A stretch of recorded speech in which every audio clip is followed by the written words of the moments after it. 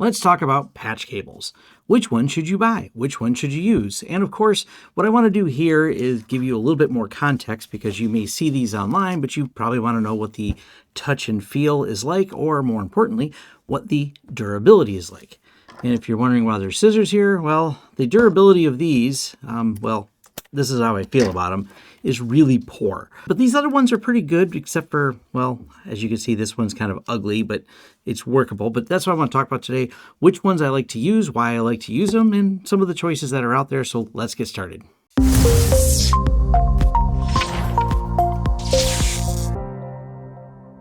Now, the first ones I want to mention are the ones that I really dislike, which is these flat cables.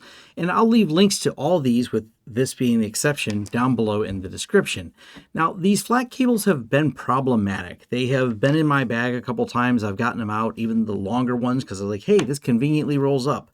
It also sometimes inconveniently doesn't work. So I've had a lot of failure rates on these. And the only exception I'll make to saying that these are usable or okay is when you have like a carpeted area with a baseboard and you want to tuck it in around that baseboard. So yeah, maybe if that's the only option you have to get a cable from where it is to where you want it to be to get two things connected, they will slip into the baseboard. And the durability problems come from use. As far as actually using it as a patch cable for your switches, and yeah, they're just ugly when you do this. They kind of, no pretty way to do it. There's no way to tie it. I guess you could loop it like this and make it look okay, but not really a big fan. Failure rate definitely high on these. Now, the ones I do not recommend but still think are usable, this is the older style jacketed booted cable that's just basically a short version of our old style patch cable. Now, the good thing about these is they do have the little ramp on them, and that keeps things from hooking. So they will easily slide over things, like if something's going across there, it's not going to catch on the little nub right here that you push down to release the network jack. So these are okay, but you can kind of see they're not that pretty. And when you start doing a little bit of twisting, or even if you have things that have a little bit of tension like this, you'll actually see it wants to start lifting up. So we have two of them in here. It'll start lifting up on these a little bit because they just don't set very flat, and they kind of get a ugly look to them. And most people assume to do PoE, you require these thicker cables. There's always someone in the comments that tries to claim that these thin cables that I really like, which is going to be these ones here from Monoprice, there's always people that go, this is too thin to run PoE. It will run PoE, but won't run PoE++, etc. Yes, they will run PoE perfectly fine. They come in a big variety of colors. These are the ones we use pretty much universally now when we're doing rack setups. I like the color variety they come in because not always that we're choosing it. Sometimes it's chosen by the contractor that hired us because we're working with internal IT. But even if we get to choose it, we're going to do a color scheme to match things like, hey, maybe red represents access point and the orange represents the camera systems, and you can go down the variety of colors. So when you're just looking at the rack, you can identify what those are, if they're just office computers or something like that. I just really like these. They're very durable. Having the little ramp piece like this on here, so once again, nothing's going to get caught on these. So if you're pulling them through, or you have to get them through a rack or something, you don't really have to worry about any snags getting on there.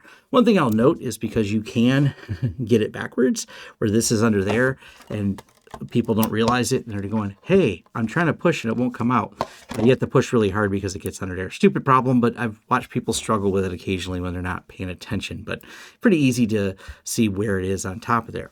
Now, Ubiquiti got in the cable game, and I have a few of their cables. I find them interesting. They went with this all white, and I guess the concept is if you're using your Ethernet lighting version, which I'll get some out of the package here in a second, the Ethernet lighting version, if you have also their Ethernet lighting switches, you can light it up to be a certain color, so instead of color coding it. And the white aesthetic that Ubiquiti goes with, I think, is nice. It does look good, and these are the bendies. So you can bend them to a shape that makes you happy.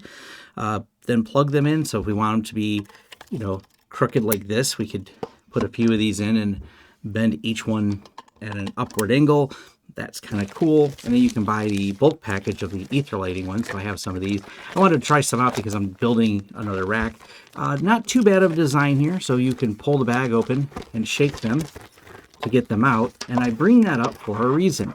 if you've ever done. And the B-roll I showed in the beginning is racks that we have built. When you have like 200 or 300, sometimes as many as 400 patch cables to set up, you don't want to spend all day opening packages. So this bulk packaging isn't bad. It comes out relatively easy. I didn't have to reach in and grab each one.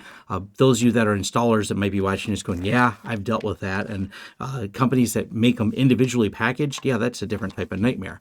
But the Ethernet weighting ones are the same as these, but they don't have a little bendy boot on them, and they have like a translucent here, so you can kind of get the Ethernet lighting to glow through. Pretty cool. I don't happen to have an Ethernet lighting switch to show you. Now, the one thing different about these and the last cable I'll recommend is this is what I keep in my bag. This is like my travel, keep it in my laptop bag and say, hey, if I need to plug into something, I can have these up to 50 feet is, I think, the bigger one that I have in my bag right now. These I've had for years. They've really, really durable. It's specifically the one with the little spring on there. This has been taken apart, opened up, coiled back up very quickly and not carefully. So I'll just rip it apart like this. And one of the things I want to point out, you notice how it came apart really easy? Well, let me show you the Ubiquiti. Actually, let me show you a bigger one. This is a little bit easier to demonstrate. So I have this cable here, and I think it's the same length as the booted one that I have here. But the problem is it tingles easy. And the reason why is not because of the mess I made. It's the fact that it doesn't slide over itself really well. It does a not bad job here. I know I've just kind of made a mess, but that's kind of the point is when you have cables and you want them to be not a mess because they should easily slide over and not snag, this is where Ubiquiti, it falls a little short at these longer cables. First, not a snagless boot system, so when you're trying to pull through, it does that. So we're going to throw that on the ground. When I do this one here, you notice how it slides over itself perfectly fine. I know this is probably something that for people that don't deal with cabling a lot aren't thinking anything about it, but I will tell you that because I've done that so many times with this cable, one, it's held up as I said, but two, it's snagless, so I can wrap it around itself, pull it through itself, and having the little snagless boots and putting it like this means no problem, or undoing it, and let's see if we can make the same mess. Well, we'll just do this real quick, and oh look, the boots aren't snagging on each other. I can pull the things through and I can have this untangled in a relatively short time. Actually, now it's stuck on the stupid Velcro I did. There we go. We've untangled it. I don't even want to think about untangling it when I threw it on the floor. There is that to nitpick and complain about the Ubiquiti cables. I think they look good. I think the ether lighting looks great on them. Their white aesthetic is good, but the longer length of them are kind of tedious. But I guess it is a little cleaner not having the little snagless boot on them.